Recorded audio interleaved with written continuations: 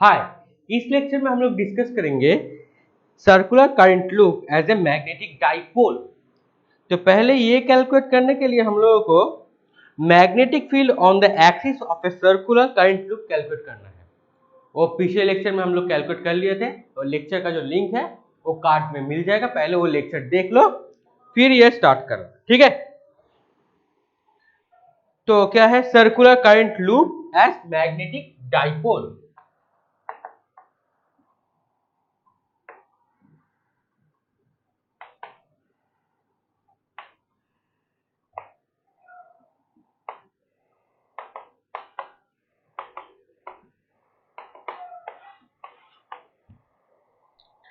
Okay, the magnetic field on the axis of circular current loop क्या था देखो। पहले एक सर्कल था, करंट अगर एंटी क्लॉकवाइज यहाँ पे मूव हो रहा है सो रेडियस आर,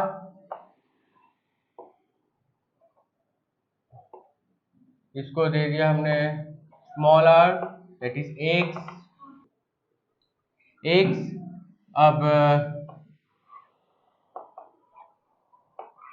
ये है डी बी और ये एंगल था थीटा दैट इज तो डी बी कॉस थीटा। और हम लोग एक्स एक्सिस के ऊपर मैग्नेटिक फील्ड का वैल्यू कैलकुलेट किए थे। सो वैल्यू क्या आया था देखो। सो वैल्यू हम लोग को मिला था b equal to the mu zero I R square, mu zero the permeability of free space I capital R square over 2 x square plus capital R square whole to the power 3/2। ये हम लोगों ने calculate किया था magnetic field on the axis of circular loop, ठीक है। अब देखो यहाँ पे if x is greater than r, मतलब ये जो लेंथ है एक्स एक्सिस का लेंथ, ये अगर r से बहुत ज्यादा बढ़ जाए तो क्या होगा। So if x is much greater than r, so we finally get b equal to mu 0 I times capital R square over 2 x square times 3/2। 2 यहाँ से कट जाएगा, फाइनली क्या मिलेगा x cube. Okay, so mu 0 I R square over 2x cube, ठीक है। ये वाला current था I।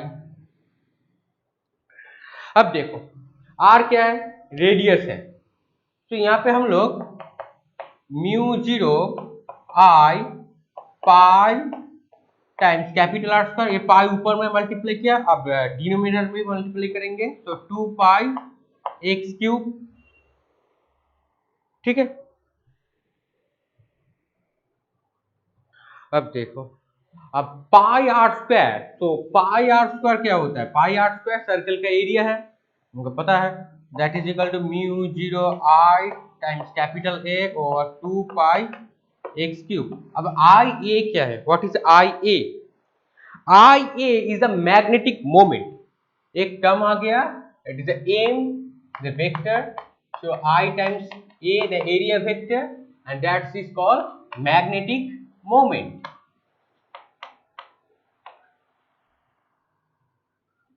ओके, ये था एम। तो एम को अगर हम लोग यहाँ पे रिप्लेस कर देंगे तो क्या मिलेगा देखो, तो म्यू 0 एम ओवर 2 पाई एक्स क्यूब, ठीक है। अगर हम लोग b को वेक्टर देंगे तो m को भी हमको वेक्टर देना है, अगर नहीं देंगे दोनों का मॉड्यूलस वैल्यू हमने ले लिया है, ठीक है। अब देखो, अब एक काम करते हैं हम लोग, अब ऊपर नीचे 2 से मल्टीप्लाई करते हैं। So b equal to mu 0 twice m over 4 pi x cube, 2 से ऊपर नीचे मल्टीप्लाई कर दिया तो आ गया दिस वैल्यू। ये पूरा मैथमेटिक्स है, ठीक है, मैथमेटिकली हम लोग को समझना है यहाँ पे। And mu 0 the permeability of free space, so mu 0 is the permeability of free space and epsilon not is the permittivity of free space. अगर हम लोग म्यू जीरो की जगह पे 1/ε0 पुट कर देंगे, ठीक है, और एम, एम क्या था, मैग्नेटिक मोमेंट, और इसको अगर हम लोग इसको अगर हम लोग पीई, इलेक्ट्रिक डाइपोल मोमेंट से अगर हम लोग रिप्लेस कर देंगे, मतलब इलेक्ट्रोस्टैटिक डाइपोल, जो हमने इलेक्ट्रोस्टैटिक फील्ड और कूलम्ब्स लॉ, इलेक्ट्रोस्टैटिक फोर्स जहां पे स्टडी किया था, वहां पे पी याद है, ठीक है। So that's the electrostatic dipole.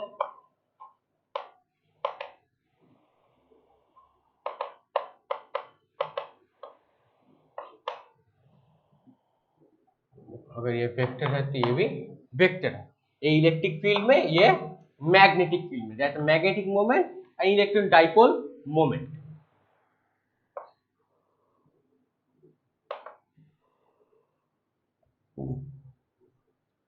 और बी को, मैग्नेटिक फील्ड को इलेक्ट्रिक फील्ड से रिप्लेस कर देंगे, तो देखो क्या मिल जाएगा यहाँ पे। तो फाइनली गेट बी, बी की जगह पे हम लोग ई रिप्लेस कर दिया। अब म्यू जीरो की जगह 1/,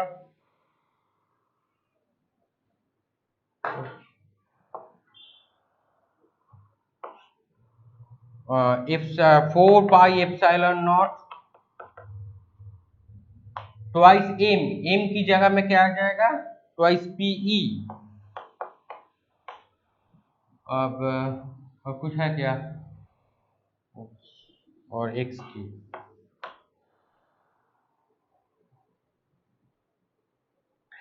ठीक है, ये वैल्यू मिल जाएगा, दैट्स अप्रोक्सीमेटली इक्वल, साइन दे दो यहाँ पे, इसको 2 हटा देंगे यहाँ से, तो क्या आएगा देखो, नेक्स्ट टाइम हम लोग यहाँ पे 2 को इग्नोर कर देते हैं, 1/4πε0, 2 को अगर इग्नोर कर दिया तो क्या मिलेगा, पीई ओवर एक्स क्यूब, ए की जगह, और बी इक्वल टू क्या मिला था यहाँ पे देखो, सो बी इक्वल टू था हम लोगों का ए म्यू जीरो ट्वाइस एम, ठीक है।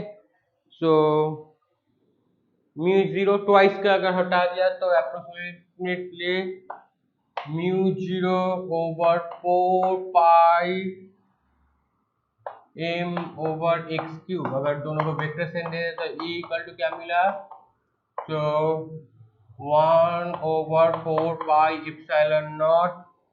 पीई, इसको अगर वेक्टर दे दिया तो ये भी एक डायरेक्शन में जाएगा,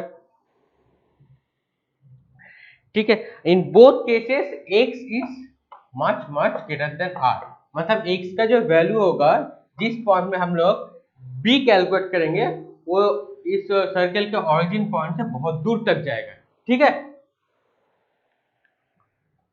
okay. So the elementary particle, जो नाउ नोट, कुछ चीज है वो नोट करना होगा। फर्स्ट क्या है, the elementary particle like a monopole electron और proton also carry the intrinsic magnetic moment, बहुत ही इंपॉर्टेंट है, याद रखना, हो सके तो नोट भी कर लेना। The elementary particle like monopole, simple electron and proton also carry the intrinsic magnetic moment, right? First, produce magnetic field and behaves like magnetic dipole at large distance, मतलब ये वाला डिस्टेंस क्या होगा, बहुत ही लार्ज होगा, ठीक है। प्रोड्यूस मैग्नेटिक फील्ड, नोट कर लेना, first produce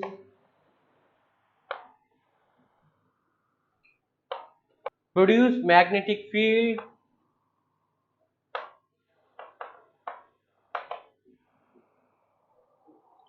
and behaves like magnetic dipole, and like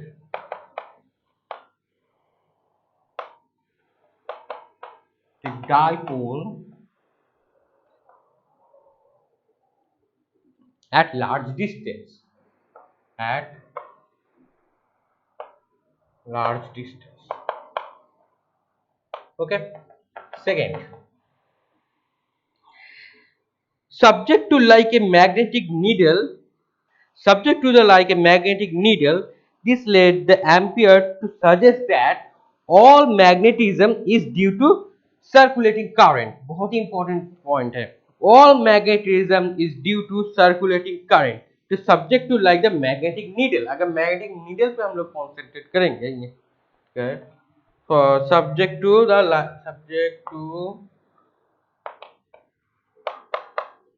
like a magnetic needle.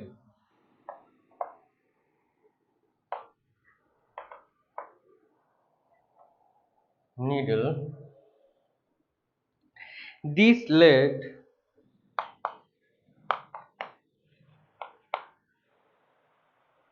Ampere to suggest that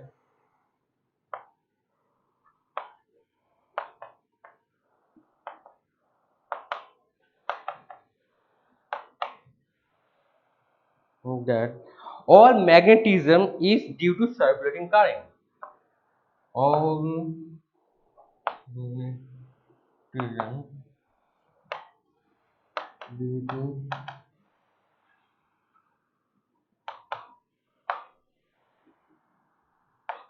circulating current. Okay. The magnetic dipole moment of a revolving electron. Magnetic dipole moment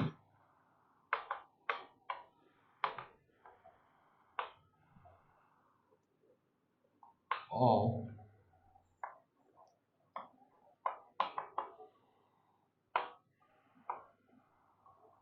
electron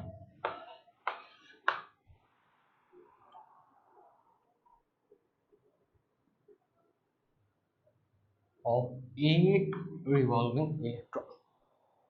Okay. So Bohr model of the hydrogen atom.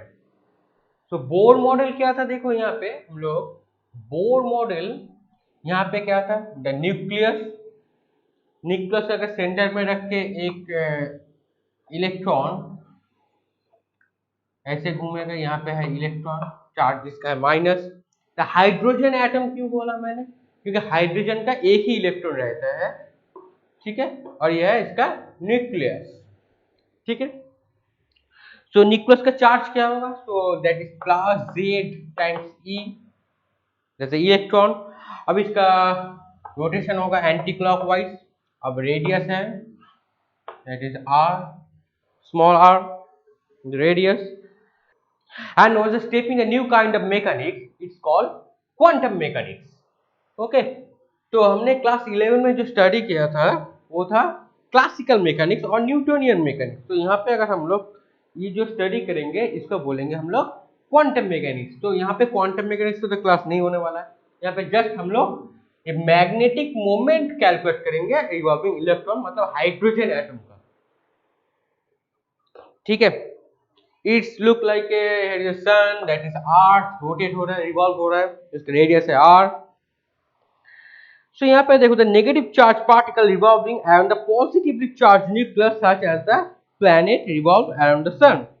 The force in the former cases is called the electrostatic or coulombic force. तो अगर ये वाला positive charge ये negative charge होगा तो क्या होगा, दोनों को बाउंड करके रखेगा, अट्रैक्ट करके रखेगा. These are the called the electrostatic force और coulombic force. Okay, so the charge of electron, electron का चार्ज क्या है, electron that is 1.6 into 10 to the power minus 19 coulomb. Coulomb, after the name, the scientist Coulomb, Max Coulomb. Okay, so the heavy nucleus यहाँ पे stationery कौन है, electron rotate हो रहा है लाइक अर्थ. सन एक सेंटर में है मतलब और अर्थ और सन का बीच का रेडियस, अगर इसको सर्कल बना लेंगे, यहाँ पे अर्थ, यहाँ पे सन. सन स्टेशनरी में है और अर्थ रोटेट हो रहा है, similar this model. And so I equal to the amount of current that is charged over time, or T is a revolution period, or T is called the revolution, the time period of the revolution. T is the time period of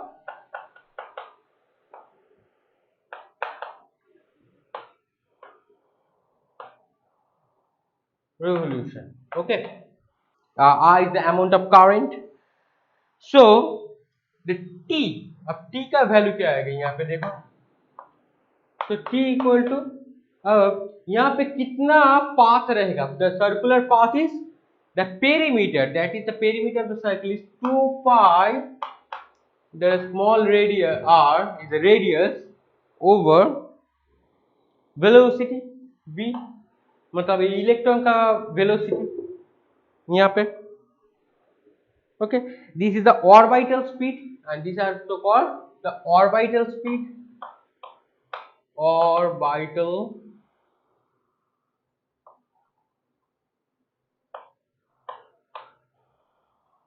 speed. ठीक है. अब यहाँ पे देखो, so अगर I equal to हम लोग ये जो वैल्यू है ना, वैल्यू I का वैल्यू E बाई टी, तो t के जगह पे हम लोग ये पुट कर देंगे, तो E over 2 pi small r over v, so that is EV over 2 pi r, that is equal to I. ठीक है. अब देखो, so यहाँ पे there will be a magnetic moment usually denoted by the mu r. अगर ये anti clockwise rotate होगा तो सम डिस्टेंस यहाँ पे एक मैग्नेटिक मोमेंट जनरेट होगा. यहाँ पे जो मैग्नेटिक मोमेंट है वो बोर्ड के अंदर चला जाएगा, सो दैट को हम लोग सिंबल देंगे मैग्नेटिक मोमेंट को mu L, the magnetic moment. Okay, so mu L equal to क्या था, mu equal to I A, कुछ देर पहले हमने स्टडी किया था. सो आई मिल गया था हम लोग को यहाँ पे, तो म्यू एल इक्वल टू इधर देखो, that is I EV over 2 pi r.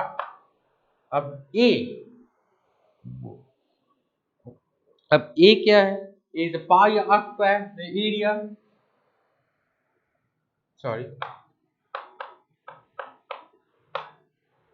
so pi cut जाएगा, 1 और 1 कट जाएगा, so mu L equal to क्या मिलेगा, EV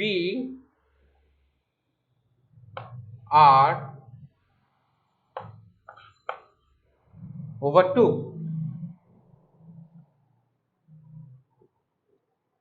ठीक है. अब देखो यहाँ पे हम लोग तो रिप्लेस करेंगे EVR by 2, यहाँ पे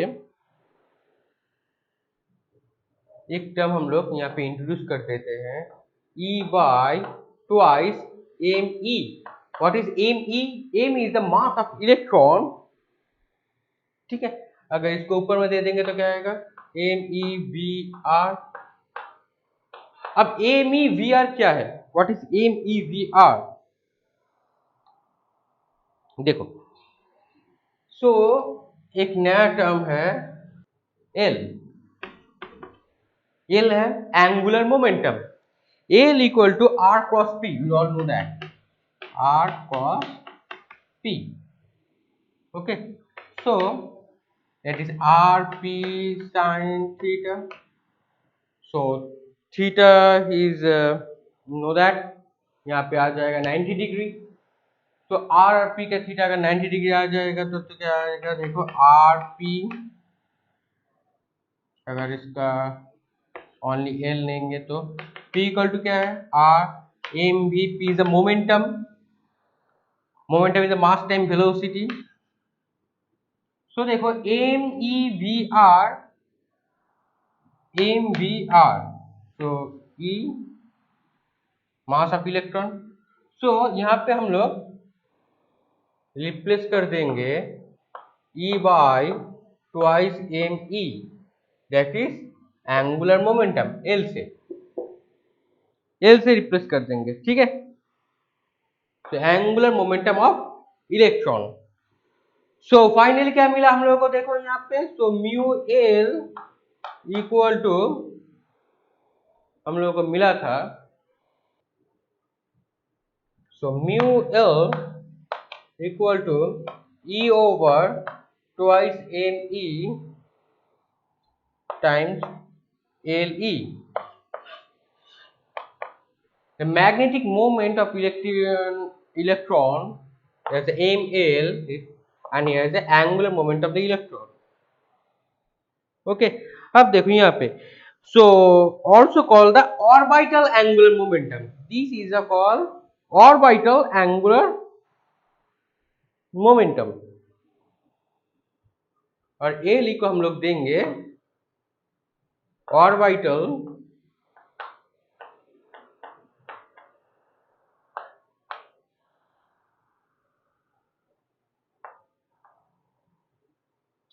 तो देखो, अगर ऑर्बिटल एंगुलर मोमेंटम, अगर ये इलेक्ट्रॉन का मोमेंटम हो जाएगा तो क्या आएगा, इलेक्ट्रॉन का चार्ज कितना माइनस, सीधा माइनस आ जाएगा एक, सिंपल। ठीक है, अगर इसको अगर इलेक्ट्रॉन ले कंसीडर करेंगे तो टर्म क्या आ जाएगा, एक माइनस, क्योंकि इलेक्ट्रॉन का चार्ज क्या होता है, minus. The negative sign indicate that the angular momentum of the electron is opposite in the direction of the magnetic moment. So L क्या है, एल है एंगुलर मोमेंटम। अगर angular momentum and magnetic moment का direction opposite हो जाता है तो इसलिए यहाँ पे एक माइनस साइन आ गया। ठीक है, नेक्स्ट अब इन दोनों का हम लोग रेशियो करेंगे। तो एम ओवर एल क्या आएगा, देखो यहाँ पे करते हैं, यहाँ पे थोड़ा म्यू एल दे देते, कोई भी एक पॉइंट यहाँ पे दे दिया mu L, same he is also a vector, और म्यू एल ओवर एल देखो क्या आएगा, अगर ये इलेक्ट्रॉन कंसीडर नहीं करेंगे, माइनस को हटा दिया, तो फाइनली क्या मिलेगा देखो, सो फाइनली इलेक्ट्रॉन का चार्ज भी क्या होता है, माइनस होता है। तो ये साइन माइनस क्यों आया, ये साइन आया था, एल और म्यू एल ऑपोजिट डायरेक्शन में है। अब ई का चार्ज क्या है, ई का चार्ज ये माइनस में होता है, इलेक्ट्रॉन का चार्ज वो भी माइनस में आ जाएगा, तो माइनस टू माइनस कॉम्पनसेट हो जाएगा। तो फाइनली क्या मिलेगा, e over twice m e mass of electron. This ratio is called the gyromagnetic ratio, the gyromagnetic ratio और कांस्टेंट, और इसका वैल्यू क्या आएगा, याद रखना 8.8 into 10 to the power 10 coulombs per kg. इसका वैल्यू क्या आएगा, 8.8 into 10 to the power 10 coulombs per kg. ठीक है, नाउ यहाँ पे देखो, so Bohr hypothesis states that L का जो वैल्यू है, एल इक्वल टू क्या आएगा, एल इक्वल टू आ जाएगा nh/2 क्वांटम मैकेनिक्स में। तो क्वांटम मैकेनिक्स हम लोग स्टडी नहीं करेंगे, तो हम लोग थोड़ा सा जान लेते हैं एल इक्वल टू हम लोग कैसे बनाएंगे। यहाँ पे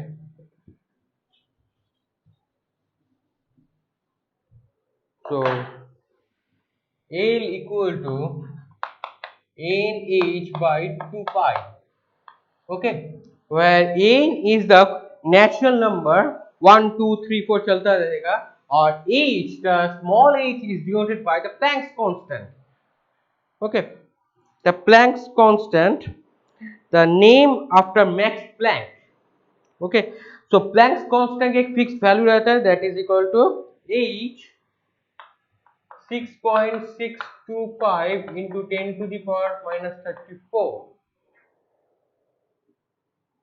joule second,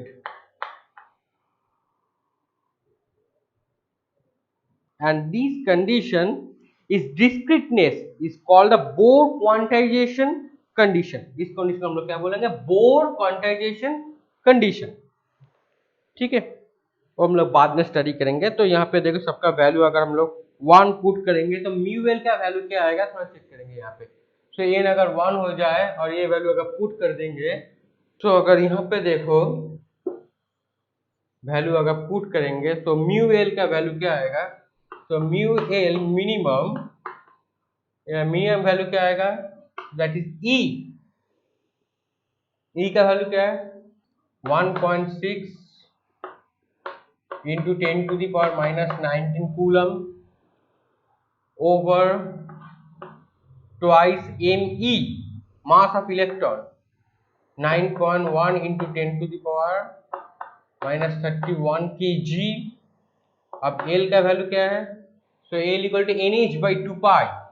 N1 is the Planck's constant. So that is यहाँ पे ऊपर में आ जाएगा 6.625 into 10 to the power minus 34 और नीचे आ जाएगा पाई का वैल्यू, पाई 3.14। तो अगर हम लोग कैलकुलेट करेंगे तो आ जाएगा, कैलकुलेटर से कैलकुलेट करना तो वैल्यू आएगा 9.27 into 10 to the power minus 24 ampere metre square. 9.27 into 10 to the power minus 24 ampere meter square. This value is called the Bohr magnetron. इस वैल्यू का हम लोग क्या बोलेंगे? Bore magnetron.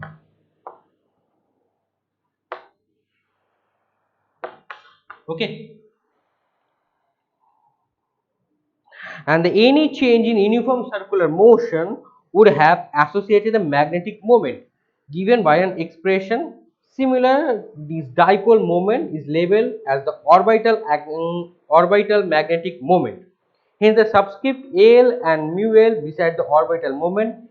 Electron has an intrinsic magnetic moment. ये बहुत ही important है, याद रखना। The electron has intrinsic magnetic moment which has the same numerical value in this lake. इसके साथ सेम वैल्यू हो जाएगा इलेक्ट्रॉन का इंट्रिंसिक मैग्नेटिक मोमेंट और बोर मैग्नेट्रॉन का। Okay, cyclotron.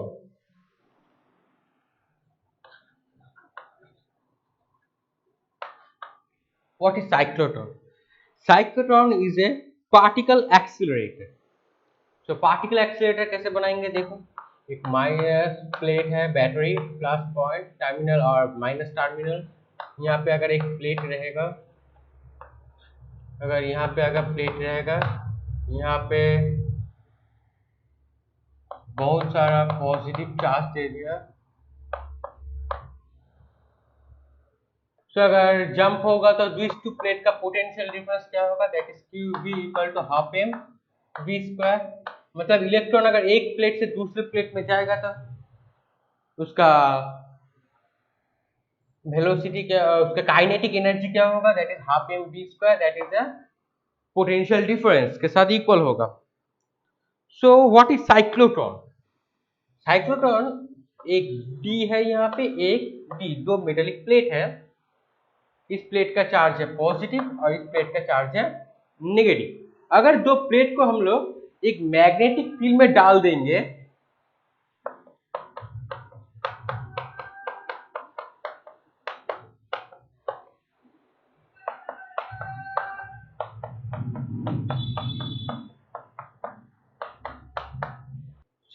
ये मैग्नेटिक फील्ड B है, यहाँ पे कोई भी एक पार्टिकल को इस प्लेट में से अगर इस प्लेट लाना होगा तो एक स्पीड रहेगा। जब ये पार्टिकल यहाँ से यहाँ तक पहुंच जाएगा उसका स्पीड क्या होगा? उसका स्पीड जो है वो डिक्रीज हो जाएगा। चलो क्लेवरली हम लोग जब यहाँ पे आ जाएगा तो क्या करेंगे? देखो, इसके जो प्लेट का पोलैरिटी है उसको हम लोग रिवर्स कर देंगे, यहाँ पे प्लस यहाँ पे माइनस। सो ही गेन ही स्पीड, श्योरली यहाँ पे पहुंच जाएगा, फिर उसका फिर से पोलैरिटी चेंज कर देंगे, तो ऐसे 2-3 साइकिल ऐसे घूमेगा। जब भी एक गैप में आ जाएगा ये इसका वैल्यू एक प्लेट से दूसरे प्लेट पे जाएगा तो स्पीड डिक्रीज हो जाएगा, लेकिन हम लोग इसका पोलैरिटी चेंज कर देंगे। तो पोलैरिटी कैसे चेंज किया? बार बार कुछ ऐसे प्लेट लेके दो बैटरी का जो पॉइंट होगा वायर होगा, इस पॉइंट से एक बार प्लस माइनस घुमाएंगे तो नहीं। तो एक काम करेंगे हम लोग, यहाँ पे एक ऑसिलेटर कनेक्ट कर देंगे जो AC वोल्टेज और ऑसिलेटर। सो बार बार ये क्या होगा, ये पोलैरिटी चेंज करते रहेगा, प्लस माइनस करके चेंज कर देगा। सो ऑटोमेटिकली पार्टिकल जो है एक्सीलरेट कर रहेगा। अगर इसका फ्रीक्वेंसी अगर न्यू होगा, new is the frequency, sorry, the new is the frequency, so nu is the frequency, so finally nu का वैल्यू क्या आएगा, qb by 2 pi m, qb by 2 pi m, ठीक है। so nu is the cause the cyclotron frequency and obvious reason this is denoted by nu, ठीक है। और cyclotron क्या है, पार्टिकल एक्सीलरेटर, ओके। तो आज का लेक्चर पे खत्म करते हैं। कहीं पर कुछ डाउट हुआ तो कमेंट सेक्शन में जरूर बोलना, और ये प्रैक्टिस करते रहना, ये क्वेश्चन बोर्ड पे आने का चांस है। और वीडियो जो अपने दोस्तों के साथ भी शेयर करना और चैनल को सब्सक्राइब कर देना। तो मिलते हैं नेक्स्ट क्लास में, थैंक यू।